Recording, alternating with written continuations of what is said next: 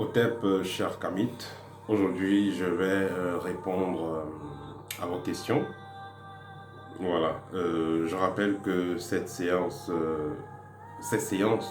questions-réponses que je fais depuis plus d'un an ont pour but d'aider ceux qui ne font pas partie de l'école, qui puissent avoir euh, assez de lumière, qui puissent avoir des réponses à leurs préoccupations en ce qui concerne le cheminement vers la réalisation de la mission de vie. Si vous voyez ici, je n'ai pas répondu à votre question, reposez-la dans l'espace réservé aux commentaires, dans l'une de mes vidéos les plus récentes, et la prochaine fois, je répondrai. Mais également, il pourra arriver que je ne réponde pas si vous n'avez pas formulé correctement votre question. Alors, la première question: à quand les lives sur TikTok? Les lives sur TikTok, vous savez, je ne suis pas trop informatique. Je vais y penser, mais que ce soit sur TikTok, sur Facebook, l'histoire des lives, c'est pas trop mon truc. Je vais penser avec le temps, peut-être on verra bien. Deuxième question: comment soigner les maladies mystiques sont causées par les sacrifices? Alors, pour soigner les maladies mystiques, que ce soit causé par les sacrifices ou causé par n'importe quoi, pour soigner une maladie mystique, il faudra déjà comprendre l'origine de la maladie. En fait, c'est comme on fait chez le docteur. Vous avez un problème, on va d'abord scanner et après avoir scanné, on va vous apporter des médicaments. Donc, pour soigner une maladie mystique, c'est la même chose. On va scanner et puis on va apporter des médicaments. C'est-à-dire qu'on pourra vous aider avec des écorces, des bains d'encens, des potions magiques avec lesquelles vous allez vous laver, des trucs que vous pouvez boire, vous buvez, ainsi de suite. Et ce qu'il faut noter, c'est que le guérisseur, le ganga, le maître spirituel qui vous guérit, qui vous soigne, il est également capable de lancer des sorts. Parce que le bon jeteur des sorts est un bon guérisseur, le bon guérisseur est un bon jeteur de sorts. Parce que tout ça, c'est pour comprendre, tout ça, c'est pour faire comprendre que les deux parties utilisent les mêmes principes, les mêmes lois, mais seulement que les intentions ne sont pas les mêmes. Voilà.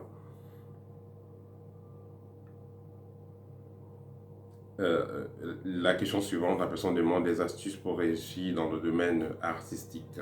Premièrement, déjà, c'est un travail acharné. Avant de mettre la spiritualité, ce que vous voulez, c'est d'abord un travail acharné. Que ce soit dans la musique, que ce soit dans le sport. Quand vous voyez les Cristiano Ronaldo, si on vous dit un peu le nombre de pompes d'abdominaux qu'il fait par jour, vous serez choqué. Quand vous voyez les maîtres Gims, les Fali, peu importe si quelqu'un fait un partout ou pas, il faut d'abord comprendre que c'est du travail. Mais si vous faites un pacte, il y a les conditions que les esprits vont vous demander, il faut remplir ces conditions. Si vous n'êtes pas, vous n'allez pas remplir les conditions. Donc dans tous les cas, d'abord c'est le travail. Ensuite, il y a également l'entourage. Voilà, si vous êtes un jeune artiste, vous voulez aller loin, il faudra sélectionner votre entourage, c'est très important. Et pour un départ, il faut compter sur vous-même. Parce qu'un artiste qui a pu produire ses premiers albums et qui a déjà une stabilité financière et qui est un dur travailleur, il ne va pas céder à n'importe quel chantage, à n'importe quelle condition. Et avec les réseaux sociaux, quelqu'un peut être populaire même en utilisant Facebook ou TikTok ou bien YouTube. Il peut faire ses clips et il envoie là-bas, il sera populaire. C'est les maisons qui vont le chercher, les maisons d'enregistrement, de production autres qui vont le chercher. Voilà, donc ça c'est le petit avantage qu'il y a avec les réseaux sociaux. Alors qu'avant, il fallait que le producteur soit là pour faire votre publicité, faire les partenariats avec les chaînes de télévision et ainsi de suite pour vous passer sur YouTube. Maintenant, vous pouvez vous-même passer directement sur YouTube. Vous faites votre clip, vous passez sur YouTube et voilà. Donc tout ça, c'est peut-être quoi la clé la plus importante pour prospérer dans le domaine artistique, c'est le travail. Voilà. Rêver du pape Jean-Paul II, rêver du pape, rêver d'un président, rêver d'une personnalité publique de haut rang, ça renvoie tout simplement à un génie, ça renvoie à un esprit assez fort qui est près de vous, tout simplement.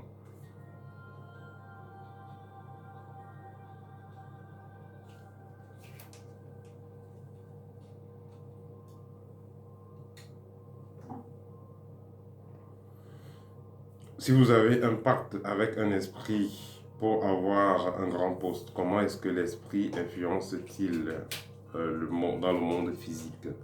L'esprit, ceux qui font des pactes pour, par exemple, quelqu'un a fait un pacte dans la politique, il a fait un pacte dans je ne sais pas trop quoi, pour avoir un certain résultat, cette personne-là a besoin, disons, l'esprit va agir comment? L'esprit va faire en sorte que euh, la personne puisse avoir un certain rayonnement, une certaine attraction magnétique, de telle sorte que les gens vont bien voir la personne, voter la personne, ainsi de suite. Et il faudra aussi noter que certains dirigeants vont plutôt faire un effet assez, je vais dire inverse quelque part, mais assez particulier, dans le sens où ils vont museler mystiquement les opposants, museler mystiquement la population, afin que la population ne puisse pas se révéler contre ces dirigeants-là. Voilà, donc c'est des pratiques qui sont réelles.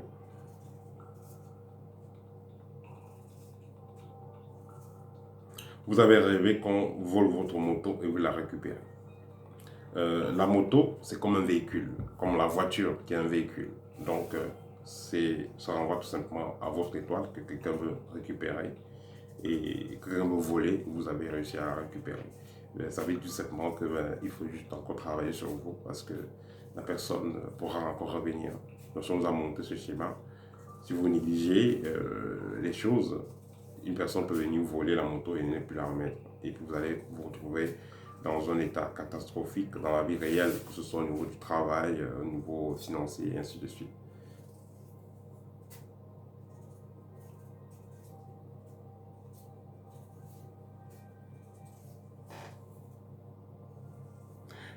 Ici, une personne dit qu'elle a, après avoir mangé quelque part, je ne sais pas si elle a mangé physiquement ou dans les rêves, après avoir mangé quelque part, elle ressent comment les choses bougent dans son corps, on commence à s'en débarrasser.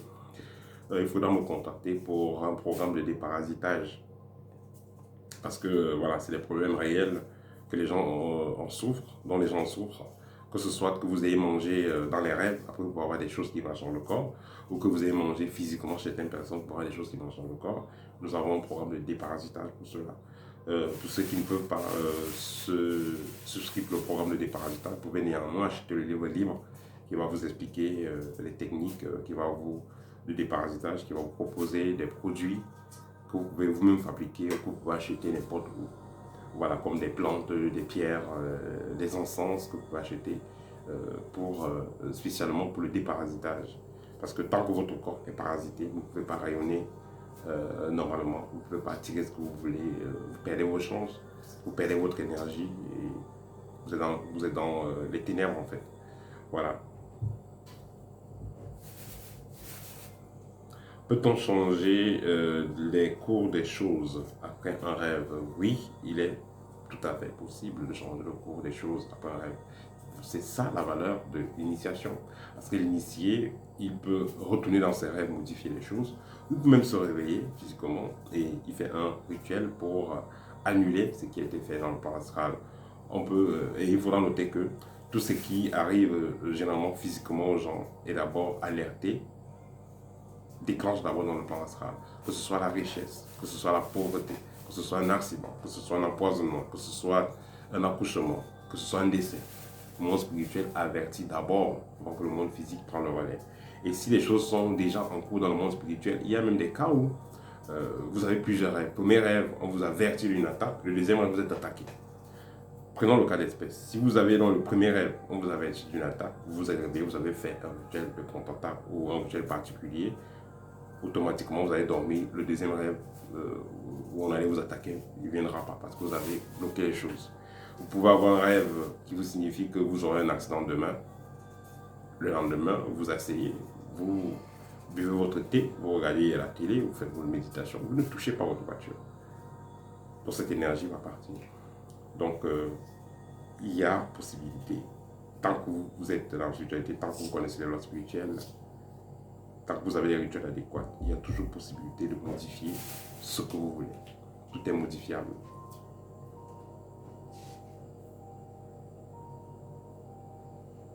Comment utiliser la croix ancre? La croix ancre, vous pouvez l'utiliser là tout simplement comme une croix, la croix d'un chrétien.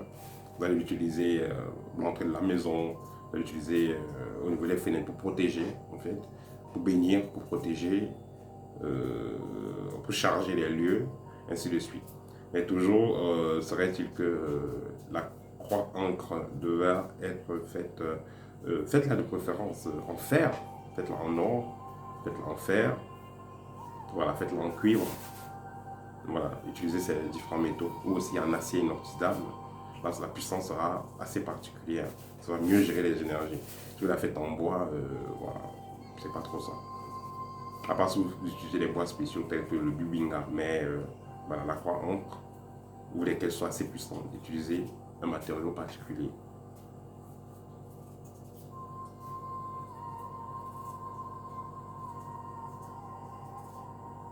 Ici, il y a un frère, Bomba Molotovo.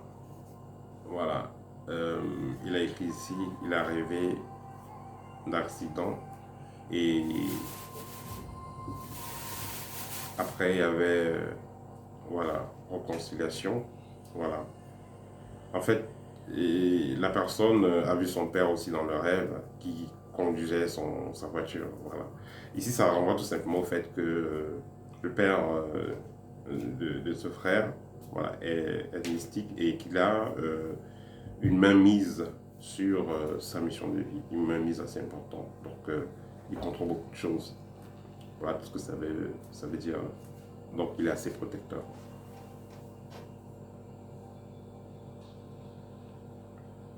Mais l'idéal n'est pas que vous ayez toujours quelqu'un qui vous contrôle. L'idéal, c'est que vous soyez vous-même capable de contrôler votre propre mission de vie.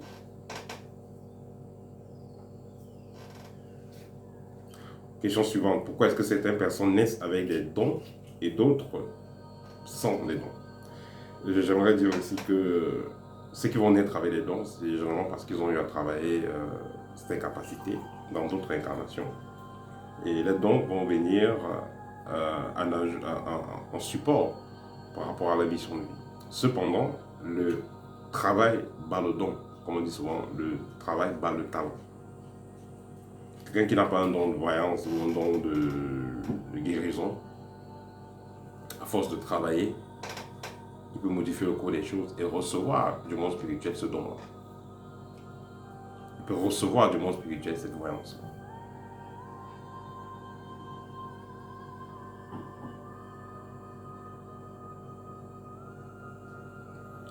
Comment enlever les entités totémiques qui sont dans la périnée? Alors, la périnée n'est pas normalement un endroit qui doit garder les entités totémiques.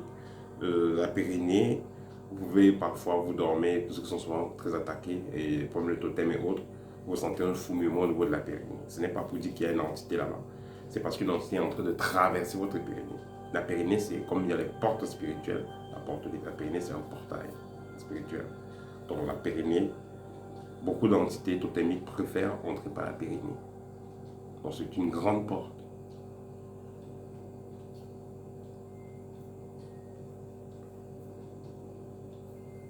Donc pour pouvoir donc se débarrasser des entités qui sont, que ce soit dans la périnée, n'importe où dans le corps, j'ai dit que la périnée c'est un portail, il faut tout simplement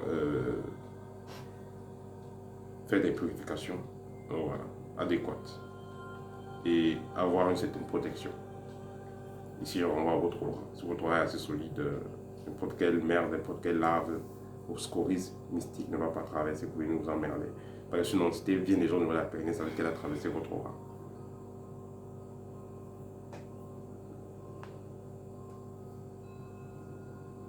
Recevez de recevoir du piment par sa copine. Votre copine peut vous mettre dans des problèmes. Donc faites attention avec ce que vous faites comme activité avec votre copine. Quand vous recevez du piment d'une personne, ça veut dire que la personne peut vous mettre dans des problèmes. Donc faites attention à cela. C'est vrai qu'il y a plusieurs interprétations, mais voilà aussi une interprétation. La personne a posé la question, j'ai fait une vidéo sur le pacte avec Mami Wata. La personne a posé la question, de quel film s'agit-il? Il s'agit ici de film de Merlin. Film de Merlin, version anglaise, par la série, le film. C'est dans ce film qu'il y a donc, cette image-là que j'ai pris pour vous montrer, pour faire le montage, voilà, pour que vous compreniez bien de quoi il est question. Ici, la personne parle de la tradition Bamileke, et c'est une tradition africaine. Pourquoi est-ce que certaines personnes deviennent fous bien avant que le don de spirituel ou le don de guérison ou de ganga soit actif? Justement parce que la personne va avoir une forme de ce qu'on va appeler chez d'autres cultures, une forme de montée de Kundalini, une forme d'activation. Le monde spirituel peut décider d'activer les pouvoirs d'une personne. Ou alors, cette personne peut faire des rituels. Et une fois que vous atteignez cette fréquence, le monde spirituel vient vous donner un coup de pouce pour activer cette incapacité. Et si vous n'étiez pas bien préparé, ça peut faire une forme de folie. Vous allez commencer à voir des gens, entendre des choses, vous comporter autrement parce que vous êtes en train de voir d'autres réalités. Et imaginez que vous êtes là avec quelqu'un qui commence à vous dire que la nourriture n'est pas cuite, dépose le feu. Il commence à parler le nom des gens, enlève la marmite là, pas attacher la chèvre et tout. Moi, je dis que mais celui-ci est fou, il est quoi, il parle de quoi? Donc, c'est parce que la personne, voilà, il y a le voile entre le monde physique et spirituel qui est enlevé. Donc, il est directement tombé dans ce monde-là, il confond finalement. Et c'est pourquoi on va prendre la personne pour réajuster les énergies de la personne, là, préparer pour qu'elle puisse gérer les deux mondes en même temps.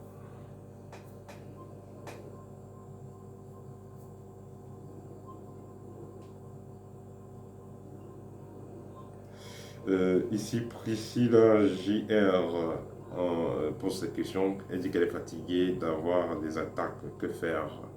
Je suis fatigué d'avoir les attaques. Contacte-moi. Nous allons faire bien le programme spécial contre la sorcellerie. Voilà, et attaques et autres. Donc, en suivant ce programme, voilà, tu auras toutes les clés déjà pour te débarrasser de ce qui te dérange, mais surtout pour que cela ne puisse plus, pour que tu ne puisses plus être perturbé. Voilà.